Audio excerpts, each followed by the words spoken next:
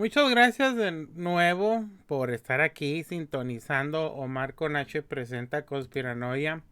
Hoy vamos a hablar de una persona. Esta persona es un inglés oriundo de Londres que podríamos decir que es el primer cazafantasmas moderno del que tenemos pues cuenta, ¿no? En la historia.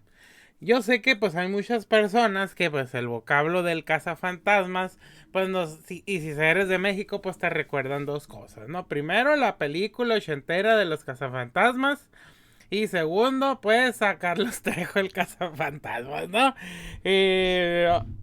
Por ejemplo a mí pues la película del cazafantasmas a mí y a millones de personas alrededor del mundo pues nos gustaron y pues es algo que es muy, pues ya se quedó pues dentro de la cultura popular, ¿no? La canción, las armas, lo del ectoplasma. eh, y pues la verdad pues está muy, a mí me gusta mucho todo eso de la película de los cazafantasmas. Y pues Carlos Trejo pues es pues lo ridículo, ¿no? Lo comercial que hizo con su de cañitas y autodenominarse cazafantasmas, ¿no? ¿Por qué? Porque pues Harry Price nunca se autodenominó cazafantasmas, ¿no? Pero bueno, ya dando esa pequeña introducción, pues, ¿quién es Harry Price? Harry Price nació en 1881, hijo de un vendedor ambulante. En 1989 encontró interés para en el mundo paranormal cuando vio una presentación de un ilusionista. Desde ese momento, pues siendo niño, se hizo un amante de la magia y empezó a realizar sus propios trucos de escenario para divertir a sus parientes y a sus amigos. Desde un comienzo, él comprendió que los trucos que se podían utilizar para sorprender a las personas también se podría utilizar para engañarlas, ¿no? Y él dijo, el ilusionista solamente lleva al público para que viera lo que él les quería mostrar. Ya en su adolescencia se interesó más por los asuntos del espiritismo y del más allá. Escribió una obra teatral sobre un caso de un poltergeist en una granja de Shropshire, Inglaterra. En pocos años atrajo el interés de la opinión pública gracias a un descubrimiento muy curioso, la telegrafía espacial, Space Telegraphy, algo así como una primigenia comunicación inalámbrica que teóricamente funcionaba a la perfección, pero cuando se intentó concretarla resultó en un fracaso escandaloso. Aún así, en su autobiografía Búsqueda de la Verdad, Search for Truth, Harry Price afirma que el experimento no fue de todo el negativo, ya que sirvió para probar que su idea no funcionaba en absoluto. Alrededor de 1908 se interesó en la arqueología con bastante éxito, ya que consiguió de hacerse varias monedas romanas, hachas y utensilios de la región de Sussex, cuya autenticidad fue confirmada por la Sociedad de Anticuarios. Pero lo que realmente le interesaba a Harry Price eran los fenómenos paranormales y hacia allá dirigió sus esfuerzos desde entonces, ¿no? Luego de graduarse de la educación media, Price experimentó con varios trabajos, habiendo destacado como periodista. En 1908, luego de contraer matrimonio con una caudalada heredera, comenzó a dedicarse de lleno al oficio que pasó a llamarse como cazador de fantasmas, ¿no? En aquella época él ya formaba parte de la Sociedad de Estudios Psíquicos, Society of Psych Research o CPR, y escribió artículos sobre apariciones de fantasmas británicos famosos, ¿no? Eh, En 1918, Price ya había visitado decenas de casas embrujadas e innumerables sesiones de espiritismo con el objetivo de exponer a los charlatanes que abusaban de la inocencia de otras personas, ¿no? Se había convertido en un maestro del ilusionismo y con experiencia con trucos de escenario que le permitía señalar todo tipo de estafas, así como el famoso Harry Houdini. Price era un debunker, un ilusionista que desenmascaraba los fraudes espirituales. Su fama aumentó y no tardó demasiado para que se volviera el miembro más famoso de la Society of Psychic Research. Para su ardua labor desmascaró a muchos prodigios que disimulaban sus deseos de encontrar prodigios genuinos. También una de las cosas que tenía él es que él realmente, a lo que se sabe y a lo que pues se ha leído en su biografía, él quería descartar porque quería encontrarse con algo que él no podía explicar y creer, ¿no? O sea, él estaba haciendo todas estas pruebas para convencerse a sí mismo de que esto, digamos que un levitador, y que él dijera, ah, bueno, a ver, yo puedo hacer esto, voy a desenmascararlo y decir, madre, se está levitando. O sea, él quería encontrar una prueba que no pudiera refutar, o sea, encontrar algo que él no pudiera refutar porque creía en todo esto, pero no tampoco se quería que le viera la cara, ¿no? Y pues él también desmascaraba pues a todos estos prodigios y también a los que decían que buscaban otros prodigios mediante la magia, ¿no? Y todo eso. Él también se inició en el ocultismo, ¿no? En 1922 se unió al Círculo Mágico, de corte netamente esoterista, y se metió de lleno al estudio de la magia tradicional y la prestidigitación. Con esto pues se fue pues ahora sí que a la calle a cazar fantasmas y mediums fraudulentos. Fue un exitoso y prolífico escritor, periodista, ensayista y promotor de sus propias hazañas. Su carrera se extendió por casi 4 décadas y Price visitó una enorme cantidad de mediums, investigó cientos de fenómenos inexplicables, exploró todo tipo de casas embrujadas en Inglaterra, que por cierto no son pocas. Llegó a fundar una institución dedicada exclusivamente a investigar tales fenómenos, el Laboratorio Nacional de Investigación Psíquica, una especie de departamento cuyo propósito era examinar el mundo paranormal desde un perfil científico. Este laboratorio reunió miles de documentos y formó una notable colección de libros y textos sobre ocultismo, magia, filosofía y religión. En la actualidad, la Biblioteca Price aún sirve a estudiantes e investigadores interesados en profundizar en las ciencias ocultas. Igual que Harry Houdini, Harry Price se volcó en esta época de oro del espiritismo a desenmascarar a todos estos fraudes. Así que Harry Price en muchos círculos y para muchas personas es muy respetado y a la vez detestado, ¿no? No se puede negar la gran influencia de Price como uno de los personajes más prominentes del estudio paranormal en el siglo XX. Tenía una personalidad carismática y brillante y pues que no se le llamaba en ese tiempo el cazador de fantasmas, sino más bien era como una celebridad paranormal, ¿no? Tal vez el mayor mérito de Price haya sido llevar al público general de occidental sobre todo esto, digamos, sobre los fenómenos paranormales, ¿no? Y hacerlo de una manera pues divertida, sencilla y siempre pues con una metodología pues científica, ¿no? Él comprendió que al hacer su objeto de estudio un tema emocionante y misterioso atraería la atención de las masas y conquistaría pues a los reflectores, ¿no? Después de su muerte en 1948, muchos de sus colegas resentidos por su éxito atacaron su legado e intentaron manchar su reputación, ¿no? Durante muchos años los investigadores lo consideraron un charlatán sin vergüenza. Tenía varias polémicas, pues cosas que él decía, pero pues también es innegable que Price dejó su huella muy marcada en todo esto de los fenómenos paranormales y su estudio y su divulgación. Aunque pues no contaba con una preparación formal, digamos como en psicología, o que no calificaba como un doctor en parapsicología, pues sus métodos y habilidades pues eran auténticas, ¿no? una de las cosas que tenía, pues es que él mismo sabía de magia y sabía del ilusionismo y pues sabía de cómo es que se hacían ciertos trucos o cómo es que se hacían ciertas apariciones y todo esto, ¿no? Él era capaz de revelar los trucos y desenmascarar a los falsos mediums, lo que también pues fue una cachetada de guante blanco para los investigadores tradicionales y los mediums y todo eso de esa época de oro del espiritismo, ¿no? El trabajo de Price era innovador y sus métodos involucraban investigaciones y recolección cronológica de los fenómenos.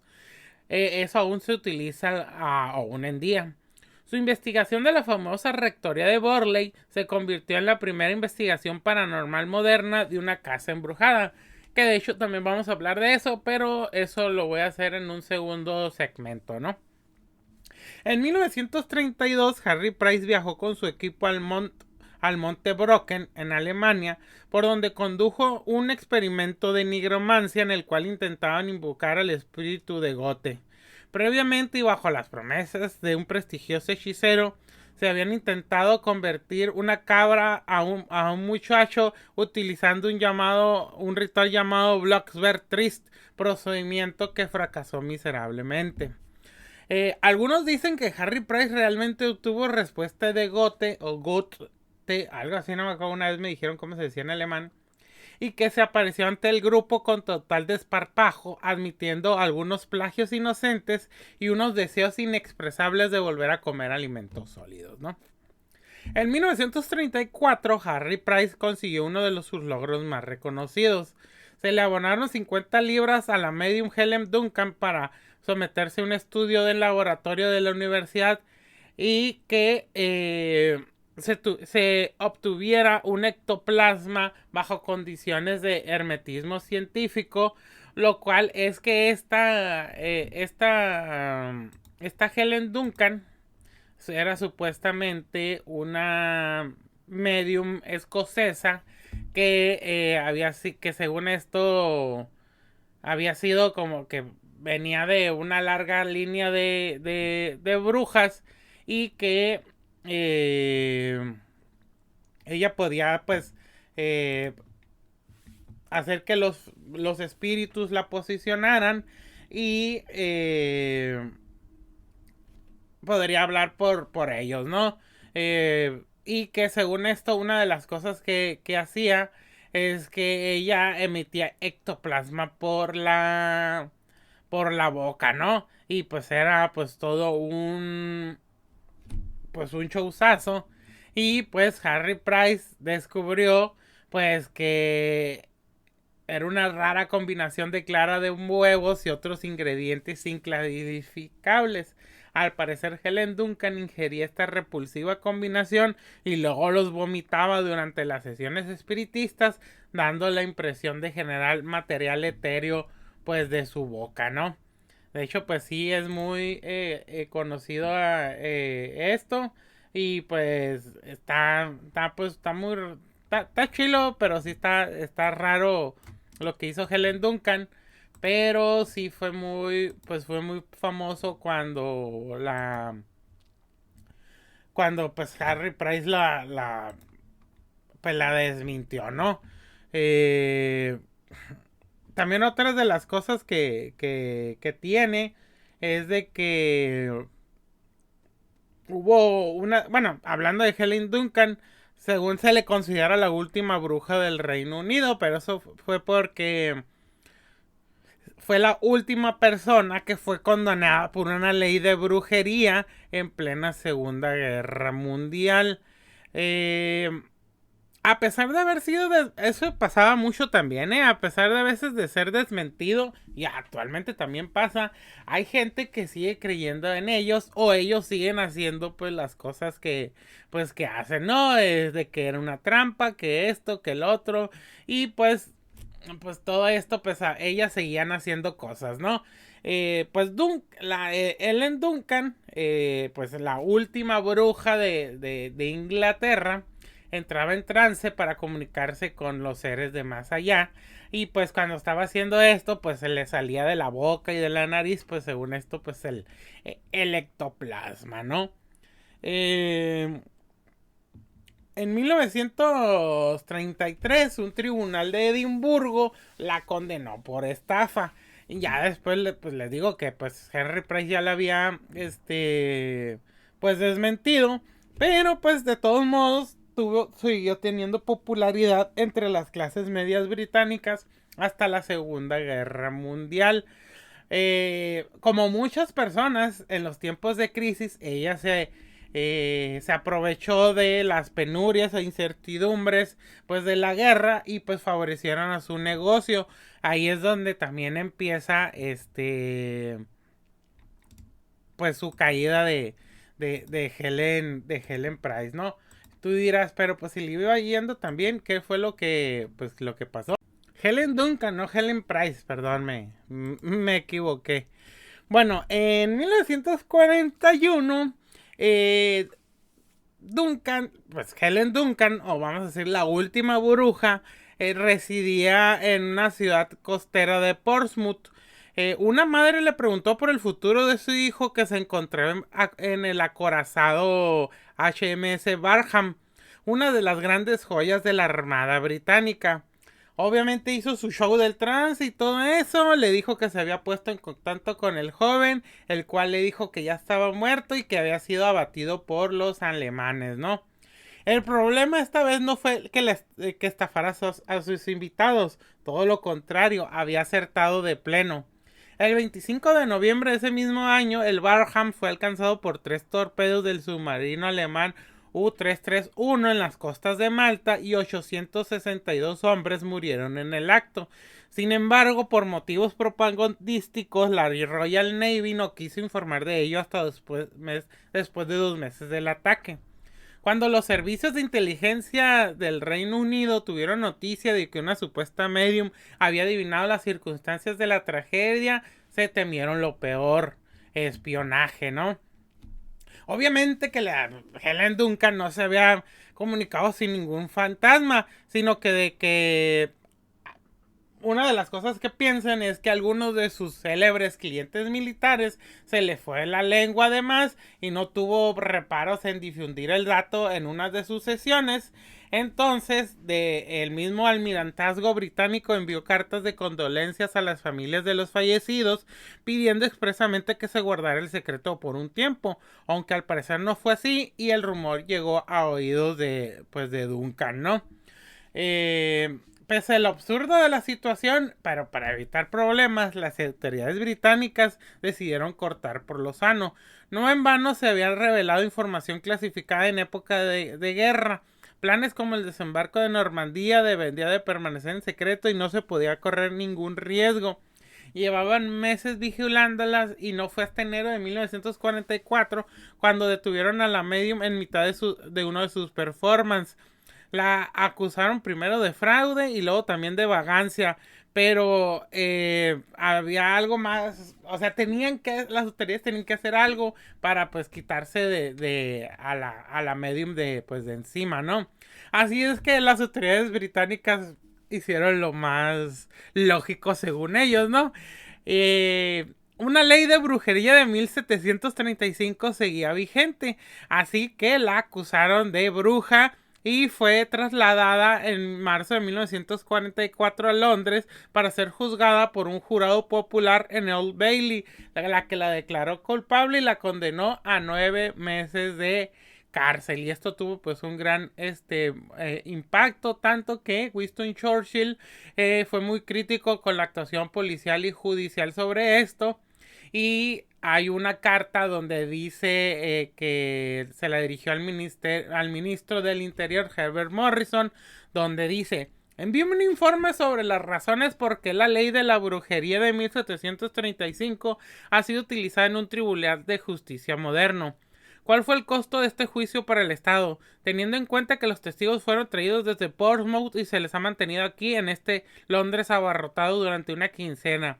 Y el juez ha estado ocupándose de toda esta tontería obsoleta, en detrimento de otros trabajos necesarios de los tribunales, ¿no? En 1951 la ley de brujería fue abolida y sustituida por la ley de mediums fraudulentos. Duncan había prometido dejar el espiritismo tras su paso por la cárcel, pero fue detenida de nuevo en 1956. Pero en 1956 fue también el año donde murió. Y pues la condena de Helen Duncan, la última bruja, no ha sido revocada. Hay veces que pasan cientos de años y pues esta persona había sido inocente pero la condenaron, pero pues ya no es culpable, así que pues le hacen como un perdón público, ¿no? Y pues hay mucha gente que quiere que hagan esto con Helen Duncan, ¿no? Eso se lo digo nomás pues como de preámbulo de todo, de este tipo de personas que Harry Price desenmascaraba, ¿no?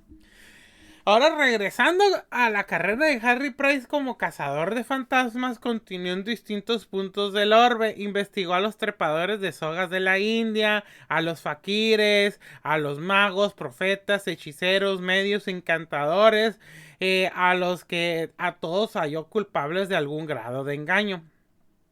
En 1936 se unió a la BBC para transmitir un supuesto caso de posesión en una casa en Mayfair, Kent, con una audiencia descomunal para la época.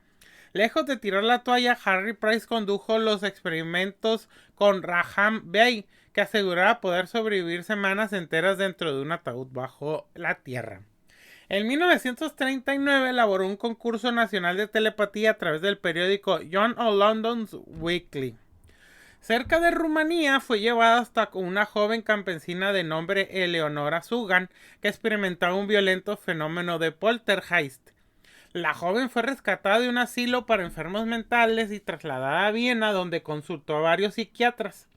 Según el investigador, Eleonora manifestaba estigmas en su cuerpo, heridas que conseguían con las llagas sufridas por Jesucristo durante el Vía Crucis. Price realizó varios experimentos y determinó que las heridas surgían de forma espontánea en el cuerpo de la joven, incluso aún cuando estaba dormida. Fascinado por el tema, se le otorgó un permiso de la iglesia para consultar los archivos del Vaticano que relataban casos semejantes alrededor del mundo. El fenómeno de Eleonora se convirtió en uno de los casos de estigmas más documentados de la historia, incluso con fragmentos capturados en un filme. A los 14 años, poco antes de entrar a la pubertad, las manifestaciones que atormentaban a la joven, pues pararon abruptamente, ¿no? Al inicio de la década de los 30, Price pasó a estudiar el caso de Rudy Schneider, el hermano de Willy, cuyas habilidades que supuestamente superaban a las de su hermano. Rudy viajó hasta Inglaterra y fue puesto a prueba por Price en el laboratorio. Las capacidades psíquicas del joven fueron determinadas a través de lecturas y circuitos electrónicos diseñados especialmente por el investigador para medir habilidades paranormales. Entre las capacidades del joven alemán, Price destacó su notable capacidad de crear masas de ectoplasma que eran moldeadas en forma de rostros y miembros humanos. Documentó el fenómeno a través de fotografías, declarando que era absolutamente genuino, una prueba cabal de la existencia del mundo sobrenatural. De hecho, esto es una de las grandes polémicas que hay alrededor de Harry Price. Este Willy Schneider y su brother, su hermano Rudy Schneider, pues eran unos espiritistas y mediums austriacos. Harry Price, pues al dar a conocer esto de que pues que él creía en él, pues otros buscadores de fraudes y cazadores de fantasmas estaban diciendo todo esto que pues era una mentira del mismo Price, ¿no? O sea que era pues que lo estaba haciendo pues para ganar más reputación, para ganar más reflectores y todo eso. De hecho, pues es una de las cosas que más se ha criticado a Harry Price, y también sobre cómo controló el experimento, ¿no? No solamente pues de lo que les mencioné, también dicen que pues hubo cosas flotando y todo eso. Y pues digamos que siempre fue una de las cosas que más persiguió a Harry Price. ¿Por qué? Porque después los hermanos Rudy Schneider y Willy Schneider fueron desenmascarados como pues como un fraude, ¿no? Pues un fraude pues muy bien elaborado, pero al final de cuentas pues un fraude, ¿no? Y pues sí es de una de las cosas que más se le critica pues a Harry Price, ¿no? Ahora, pues, siguiendo esto, después de este paréntesis, Price se involucró en otros campos del estudio paranormal. Hasta unió fuerzas con psiquiatras y estudiosos del comportamiento humano para analizar los casos de psíquicos y clarividentes. Trabajó con el investigador Random Fodor, un especialista en casos de fantasmas violentos y el responsable de popularizar el término poltergeist. Los dos se involucraron en una investigación sobre un espíritu bastante inquieto que asustaba a una familia en Surrey. Todo esto en Inglaterra, ¿eh? Uno de los casos más raros de la carrera de Price fue el de Geff, una especie de comadreja parlanchina que vivían en Cashin Gap en la isla de Man. El incidente, que comenzó a ser difundido en 1931, atrajo la atención de Price a mediados de 1936, cuando la fama del animal parlanchín se esparció por toda Inglaterra causando conmoción. Price se dirigió hasta el lugar donde el magnífico animal aparecía y, en compañía de R.C. Lambert, el editor de un popular programa llamado The Listener, intentó entrar en contacto con la criatura, pero esta se negó a aparecer. El programa registró una audiencia récord y la extraña entrevista, dirigida por Price con preguntas hacia alrededor parlante, se destaca entre los momentos más raros de su carrera, ¿no? Ahora, pues les voy a contar aquí que pues hice un resumen, agarré pues varias cosas en inglés y en español sobre la rectoría de Borley, que yo creo que es una de las cosas más famosas que pues que investigó este güey del Harry Price, a este güey, ¿no? Y pues que más pues que más le interesó a las personas, ¿no? Bueno, la historia de la rectoría de Borley, ¿no? Entre los condados de Essex y Suffolk en Inglaterra, hay uno de los casos más espectaculares de poltergeist que se han producido. El lugar aún es estudiado y visitado por analistas y curiosos. La rectoría de Borley había sido construida por orden del reverendo Henry Bull en 1869.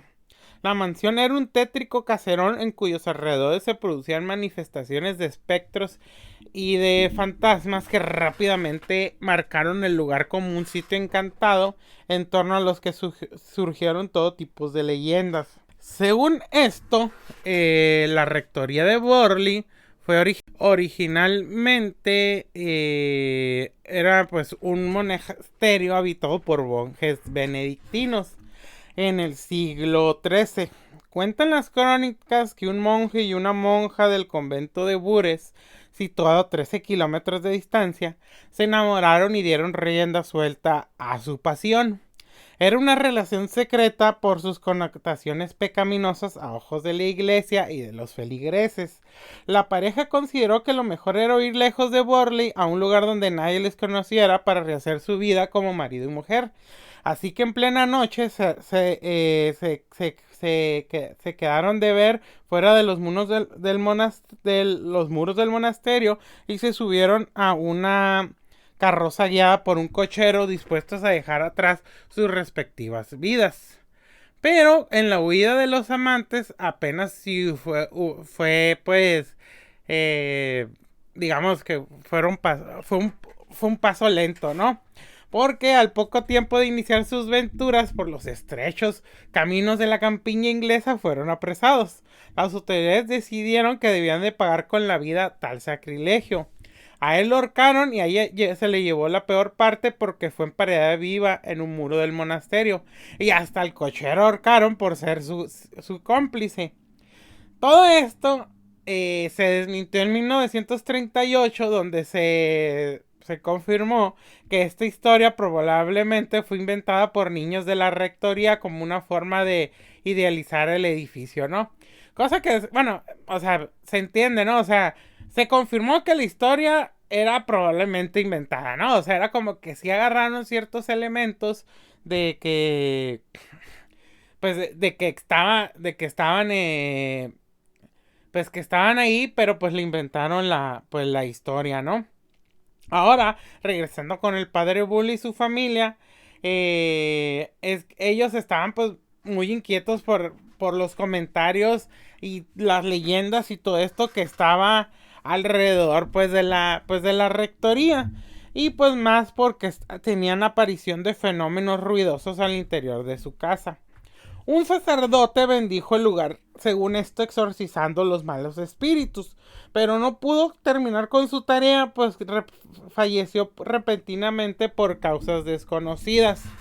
Por un tiempo la rectoría estuvo abandonada y era una plaza difícil de cubrir.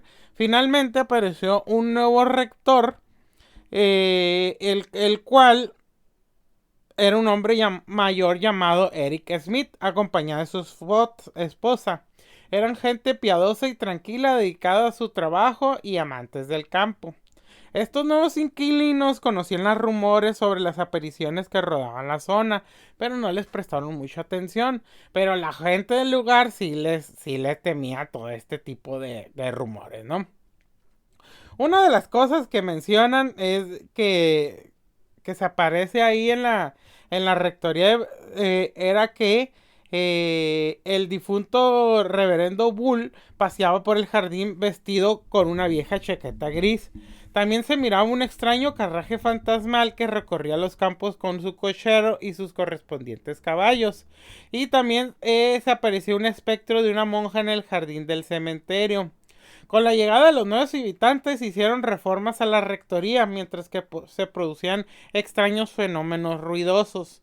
Acudieron trabajadores para realizar las obras y con ellos las historias de fantasmas pues se estuvieron extendiendo más y más en toda Inglaterra, ¿no?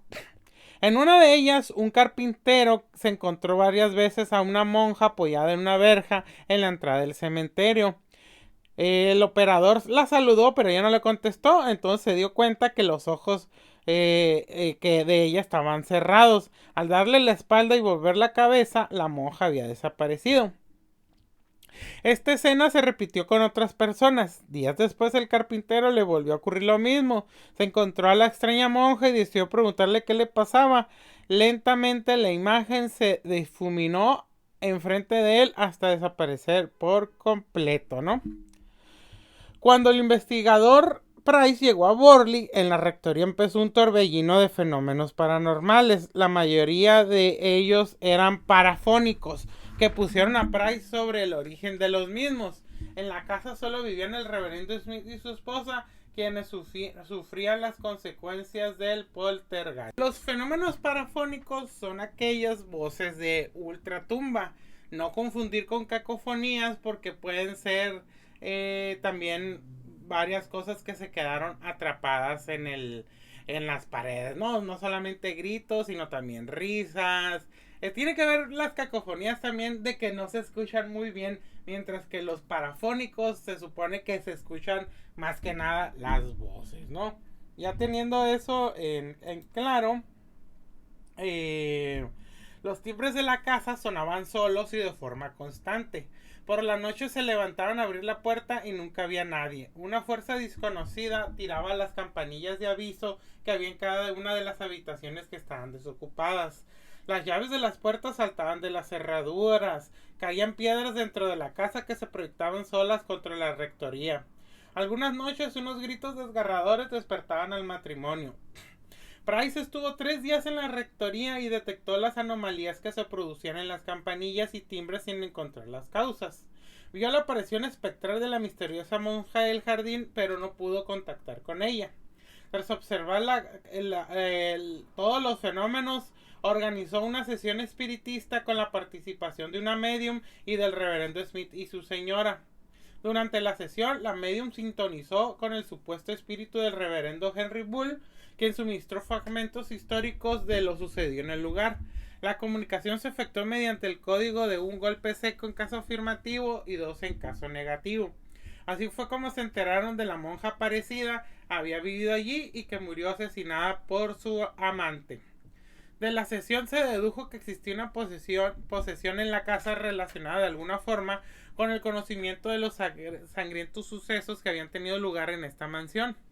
Una vez conocido el elemento que motivó los fenómenos del encantamiento, había que controlarlo. Price se marchó de la casa con la promesa de volver debidamente equipado para hacer frente al problema. Los fenómenos llegaron a producir tantas molestias en los inquilinos que les impedían descansar. El reverendo Smith y su esposa optaron por marcharse definitivamente y apenas transcurrido una semana de la llegada de Price, se fueron para no volver jamás. La casa estaba efectivamente encantada, la rectoría quedó abandonada y Harry Price no pudo proseguir la investigación. Transcurrido un año, la rectoría volvió a ser habitada por otro sacerdote, el reverendo Lionel Foyster y su joven esposa Marianne. Inmediatamente la manifestación de los fenómenos se agudizó hasta límites extremos. Volvieron a sonar timbres, campanillas, acompañadas esta vez del tañido de campanas inexistentes. Se producían golpes en las paredes, se escuchaban el arrastre de cadenas por la casa, los objetos volaban por los aires, las puertas se cerraban solas violentamente y por las noches una lluvia de piedras contra la rectoría impedía su descanso. Los fenómenos manifestaban poseer una fijación contra la persona de Marianne. En torno a ella se producían los hechos más violentos, sus enseres personales salían despedidos, en la oscuridad recibía misteriosos golpes en su cuerpo y una tarde las ventanas de su habitación se cerraron solas de forma violenta y una mano invisible giró la llave de la cerradura y Marianne quedó atrapada en su cuarto. El punto culminante se produjo cuando Marianne quedó atrapada por un colchón que intentaba matarla por asfixia. Semanas después empezaron a aparecer misteriosos mensajes escritos en los muros del edificio. Eran textos gabarateados y pinturas grotescas que parecían dirigidos a la joven Marianne. Henry Price y sus ayudantes aislaron la rectoría por sectores. Montaron diversos controles en la casa para determinar las posibles causas naturales o no de los fenómenos y en caso afirmativo estudiar la zona concreta donde estos tenían más incidencia. Rápidamente se dieron cuenta que Marianne era quien atraía los sucesos extraños. Constataron que los fenómenos que se producían siempre en presencia de la mujer cuando se encontraba sola en casa y nunca en su ausencia. Los espectros se aparecían a Marianne. Vio a la monja, se le apareció un hombre decapitado, también vio la carroza con el cochero. Después se produjo un fenómeno significativo. Apareció un inquietante escrito predictivo. La rectoría de Burley sería destruida por el fuego. Marianne vivía constantemente sobresaltada y en tensión. Era evidente que sufrió una fuerte alteración psíquica propiciada por las manifestaciones de los fenómenos paranormales. A través de las perturbaciones fenomenológicas llamaba la atención sobre sí misma, sobre su situación de represión en ese aislado lugar. Los incidentes siguieron manifestándose hasta 1932. Estos decrecían al grado de incidencia de que esta mujer se adaptaba a esa forma de vida poco convencional. Sin embargo, la tensión que generaba la pareja, el hecho de vivir en esas circunstancias, los abocó pues a tomar una decisión. En 1935 el matrimonio ya no pudo aguantar todo eso y pues se fueron de Burley. El reverendo Foyster y su esposa se marcharon para siempre y otra vez quedó la rectoría abandonada. De hecho, pues hay muchas fotos sobre la rectoría de Burley. Hay unos donde aparecen algunos extraños pues fenómenos paranormales supuestamente. Y uno de los más famosos es lo de un ladrillo volador que según esto se elevó del suelo y fue ascendiendo hasta llegar al tejado del edificio, ¿no? Harry Price decidió terminar la investigación definitivamente. Alquiló la casa durante un año. Su objetivo era acabar con la leyenda de la casa. Publicó un anuncio en el The Times buscando ayudantes interesados en la investigación. A los pocos días, Price y sus 48 ayudantes aficionados, equipados de abundante instrumental, se instalaron en la rectoría. Durante 12 meses exploraron la finca y los terrenos y las construcciones, buscaban pasadizos secretos que, según Price, debían comunicar la rectoría con la cercana iglesia parroquial. No los encontraron. Sin embargo, descubrieron significativos puntos fríos donde estaba el edificio de la rectoría, convirtiéndolo en un tipo congelador.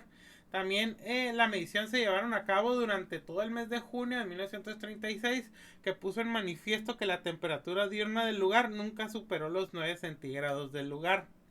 Se produjeron algunos extraños accidentes, pero no al existir un elemento catalizador de los mismos, la inferencia de los fenómenos desapareció por completo.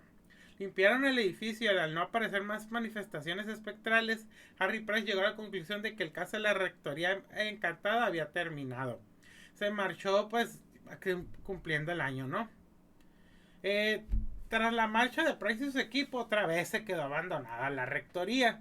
Ya nadie reportaba incidentes ni apariciones algunas, hasta 1939, donde pasó un incendio fortuito donde se destruyó la rectoría de Oberlin. La maldición escrita en el mensaje se había cumplido. Las autoridades eclesiásticas no podían tolerar que realmente existiera una maldición que hubiera destruido la rectoría y aterrorizado a los ministros de Dios. Nadie quería ir a Oberlin. El canónigo de la catedral de Karlsruhe, el doctor Pitian Adam, a cuya demarcación pertenecía la rectoría, puso en marcha la investigación oficial para esclarecer los hechos. Las conclusiones resultarían reveladoras.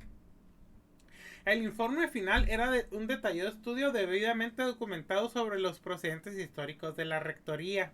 La historia reveló que la leyenda en la aparición de la monja se había basado en un hecho real ocurrido siglos atrás. Correspondía a Marie Larrey, una religiosa francesa que huyó de su país con su amante para refugiarse en Inglaterra. Posteriormente fue asesinado por su compañero y su cuerpo enterrado en los sótanos de la vieja casa que se hallaba en el mismo lugar que más tarde se edificaría la rectoría. El carruaje, el cochero y los caballos correspondían al vehículo con el que fue transportado el cuerpo, y el cochero fue el que sepultó el cadáver, ¿no? El descubrimiento de esta información, la confrontación de los tétricos hechos y el reconocimiento oficial de los mismos animó a Harry Price a seguir su investigación. En los sótanos ahora de la rectoría descubrieron restos humanos enterrados. Muy concretamente identificaron la mandíbula de una mujer joven. Las indagaciones continuaron debido a que las ruinas de la rectoría eran peligrosas, y en 1944 mejor dijeron que pues para seguir investigando deberían de pues de derribar la misma, ¿no? O sea, porque pues podría ser peligroso también para ellos, ¿no? Pero dicen que durante la operación del derrumbamiento se produjo pues también fenómenos extraños, ¿no? En 1945 Harry Price escribió su libro sobre la rectoría de Burley, donde llegó pues que dijo que ya había llegado a un punto final, ¿no? El título del libro se llama The End of Burley Rectory. 3 años después Harry Price falleció. Poco podía imaginar el cazador de fantasmas que la historia de Burley aún no terminaba, ¿no? A mediados de los años 50, en el viejo cementerio de Burley, situado junto a la iglesia parroquial frente a la nueva rectoría, los vecinos del lugar, que eran de otra generación, volvieron a ver apariciones de espectros. Estas iban acompañadas de extraños fenómenos de voces de muertos que se producían dentro de la iglesia parroquial, estando el templo completamente vacío y las puertas cerradas con llaves y candados. También se escuchaba una música procedente del órgano de la iglesia que se tocaba solo. En 1955, un equipo de modernos parapsicólogos dirigidos por el profesor L. Sewell volvió a intervenir en Burley. Esta vez, la nueva expedición investigadora buscó en el emplazamiento de la vieja rectoría los restos de los seres enterrados correspondientes a los espectros que se manifestaban. Para ello utilizaron incluso perros de rastreo. Asimismo, estudiaron la iglesia parroquial que estaba justo enfrente. Los fenómenos de las voces de los muertos y de la música fueron constatados. Encontraron un túnel subterráneo secreto construido en el siglo XIX. El túnel unía la rectoría con la iglesia parroquial y era la misma galería que buscaba Price. Por los descubrimientos efectuados se deduce que en 1869 el reverendo Henry Bull hizo construir la rectoría encima de las ruinas de otro edificio muy antiguo, de seguro un convento. El túnel hallado era el que servía de escape a las religiosas en caso de un peligro. La historia no acabó aquí. En 1956, 3 prestigiosos científicos investigadores de la Social Parapsychological Research Dingwall, Colway y Hall revisaron los hechos del rector Burley y de la rectoría de Burley y publicaron sus conclusiones. Este análisis era severo con todos los fenómenos y circunstancias ocurridas en la rectoría. Llegaron a la conclusión de que muchos de los fenómenos acústicos producidos en el lugar podían corresponder a las características de la edificación construida sobre conductos subterráneos. En cuanto al resto de los fenómenos, sentenciaron que seguramente eran producidos por Marianne Foster, la joven que quería marcharse del lugar y estaba sometida a un estado de tensión nerviosa que se manifestó de forma extranormal. No descartaron que pudiera haber hecho simulaciones que engañaron al mismo Price.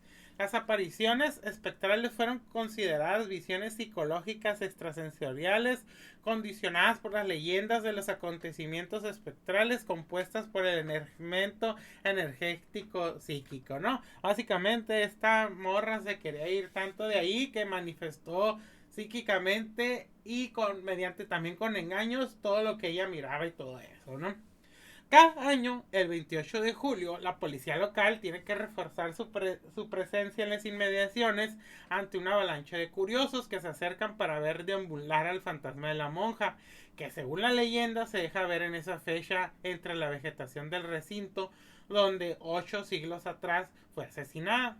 ¿Por qué el 28 de julio? Pues porque precisamente fue ese día, pero de 1900, cuando las 4 hijas del entonces párroco Henry Bull vieron el fantasma de una monja durante el atardecer a menos de 40 metros de la casa. Trataron de hablar con el ente, pero según se acercaron, la figura desapareció. Pues bueno, eso fue sobre lo de la rectoría de Burley, de Burley, dirán. Y pues todo esto, o sea, de que todo, pues tenemos mucha información que se contrasta contra la otra información, pero pues sigue siendo algo pues muy interesante, ¿no? Ya para cerrar esto sobre Harry Price, ya ahora sí he entrado pues más a la década de 1940. Durante la Segunda Guerra Mundial, Price afirmó haber sido contactado por oficiales del gobierno británico para realizar experimentos que tenían como objetivo localizar submarinos enemigos en el Mar del Norte. También reveló haber sido consultado respecto a temas de astrología y reveló que le pagaron para que revisara el mapa astral de los enemigos, entre los cuales figuraba Adolfo Hitler. Dicen algunos que el 29 de marzo de 1948 Harry Price despertó de un sueño atroz en el que un fantasma se sentaba sobre su pecho y le destrozaba el tórax. Pocas horas después murió de un fulminante ataque al corazón. Al momento de su muerte continuaba trabajando en casos de su laboratorio y planeaba un viaje a América. Hasta el día de su muerte acostumbró a investigar personalmente los acontecimientos sobrenaturales que aparecían en las páginas de los periódicos. Entre los textos de Price se encontró un breve escrito que decía: si algo real existe más allá, volverá tras mi muerte para comunicárselos. Y pues bueno, eso fue pues un resumen sobre la historia de la rectoría de Burley y sobre Harry Price, el primer cazafantasmas moderno, ¿no? Espero que les haya gustado y hasta la próxima.